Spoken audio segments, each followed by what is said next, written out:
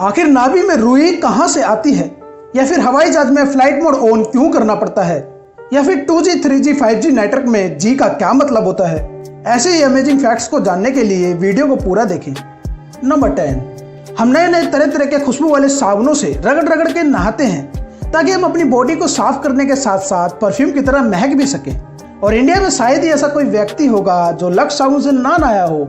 लड़कियों के साथ साथ सुंदर बनने के लिए इसे लड़कों ने भी बहुत ज्यादा यूज किया है। और आपने टीवी पर लक्स साबुन की इस तरह की एड भी जरूर देखी होगी। आपको बता दें कि लक्स साबुन को आज तक 50 से ज्यादा हीरोइनें टीवी पर प्रमोट कर चुकी हैं। यानी कि लक्स एक ऐसा साबुन है जिसकी आज तक 50 से ज्यादा हीरोइनें ऐड कर चुकी हैं। नंबर 9, दोस्तों बारिश का आना किसको पसंद नहीं होता। बारिश के आते ही कुछ लोग तो खुशी से नंगे होकर गलियों में नहाने लगते हैं, और कुछ लोग तो बारिश के आने का सिर्फ इसलिए इंतजार करते हैं ताकि वो बारिश में नहा सके। लेकिन कैसा होगा अगर आप बारिश को कंट्रोल कर सकें। आपकी मर्जी से ही बारिश आए और आपकी मर्जी से ही वह रुक जाए। जी हाँ दोस्तों, नासा ने एक ऐसी मशीन बना ली है जिससे कि वह जब चाहे मूसलाधार बारिश कर सकती है। इसे देखकर तो ऐसा लगता है कि अब इंद्रदेव को भी छुट्टी पर जाना पड़ेगा। क्या आप भी बारिश आने पर गलियों में नंगे होकर नहाते हैं? नीचे कमेंट करके जरूर बताएं। नंबर 8, एप्पल आईफोन का फिंगरप्रिंट सेंसर किसी जिंदा व्यक्ति के फिंगरप्रिंट और उस व्यक्ति के मर जाने के बाद के फिंगरप्रिंट में अंतर पता कर सकता है। इसका मतलब है कि अगर व्यक्ति जिंदा है तो उसका फिंगरप्रिंट काम करता है, लेकिन उसके मरने के बाद आईफोन उसके फिंगरप्रिंट से नहीं खुलता है। और कोई भी दूसरी कंपनी का फिंगरप्रिंट सेंसर ऐसा नहीं कर सकता है। यही कारण है कि आईफोन एक यूनिक और स्पेशल ब्रांड है। नंबर 7, हवाई जहाज में सफर करते समय आपने भी एक चीज को नोटिस जरूर किया होगा कि आपको अपने मोबाइल फोन को फ्लाइट मोड पर लगाना पड़ता है। लेकिन क्या आपको पता है कि ऐसा क्यों किया जाता है? दरअसल दोस्तों, फोन को फ्लाइट मोड पर करने से फोन की सभी डाटा सर्विस जैसे कि वाईफाई, जीएसएम, ब्लूटूथ सब डिसेबल हो जाती है। लेकिन अगर आप अपने फोन को फ्लाइट मोड पर नहीं करते हो तो फोन के सिग्नल फ्लाइट के सिग्नल को ब्लॉक कर सकते हैं।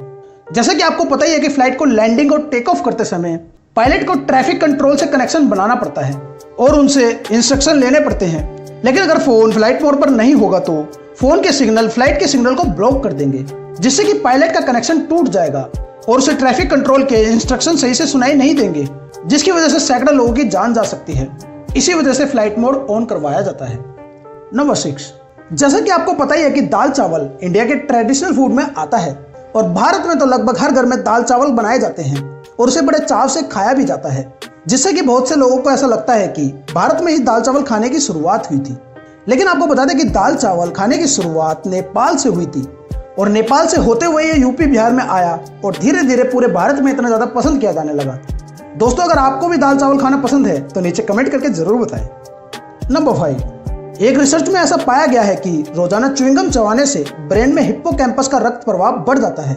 इसके साथ ही ब्रेन में ऑक्सीजन का प्रवाह भी बढ़ता है, जिससे दिमाग के सेल्स एक्टिव रहती है और इससे हमारी मेमोरी पावर भी बढ़ती है और दिमाग तेज होता है। शायद इसी वजह से बबलगम खाने वालों का शैतानी दिमाग च्युइंगम खाकर लोगों के पिछवाड़े पर चिपका देता है। अगर आपने भी कभी ऐसा किया है तो नीचे कमेंट करके जरूर बताएं। नंबर 4, दोस्तों इंटरनेट में आपको 2G 3G 4G और आजकल तो 5G देखने को भी मिलता है। लेकिन क्या आपने कभी ऐसा सोचा है कि इसमें G का क्या मतलब होता है? दरअसल इसमें G का मतलब जनरेशन से होता है और जैसे जैसे इंटरनेट अपडेट होता रहता है वैसे वैसे जनरेशन को भी बढ़ाया जाता है।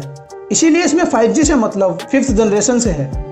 नंबर 3, दोस्तों आपने पाइनएप्पल को तो जरूर खाया होगा, लेकिन क्या आपको पता है कि 18वीं सदी में पाइनएप्पल सबसे महंगा फल हुआ करता था। उस समय एक पाइनएप्पल की कीमत लगभग $8,000, आज के इंडियन रुपीज में लगभग 6.5 लाख रुपए होती थी। और कुछ बड़े बड़े अमीर लोग पाइनएप्पल को किराए पर दिया करते थे ताकि लोग उसे अपने घरों में सजाकर उसके साथ फोटो खिंचवाकर शो ऑफ कर सकें। उस टाइम के एक पाइनएप्पल की कीमत में आजकल 4 से 5 आईफोन आ जाएंगे। नंबर 2, इस इमेज में जो आपको यह दिख रहा है ये कोई बर्तन बनाने वाला लोहार नहीं है, बल्कि एक डॉक्टर है।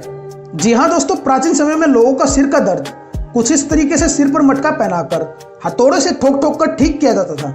दोस्तों, इलाज का यह तरीका आपको कैसा लगा? अपनी राय नीचे कमेंट में जरूर बताएं। फैक्ट नंबर 1 को जानने से पहले अगर आपने हमारे चैनल को सब्सक्राइब नहीं किया है तो चैनल को सब्सक्राइब करके बेल आइकन को जरूर दबा लें। नंबर 1, आखिर नाभि में रुई कहां से आती है? दोस्तों, कई लोगों की नाभि में अपने आप रुई जैसी चीज बनने लगती है और इसके बनने के 4 मुख्य कारण होते हैं। 2012 की एक रिसर्च के मुताबिक नाभि में रुई कपड़ों के फाइबर से बनती है।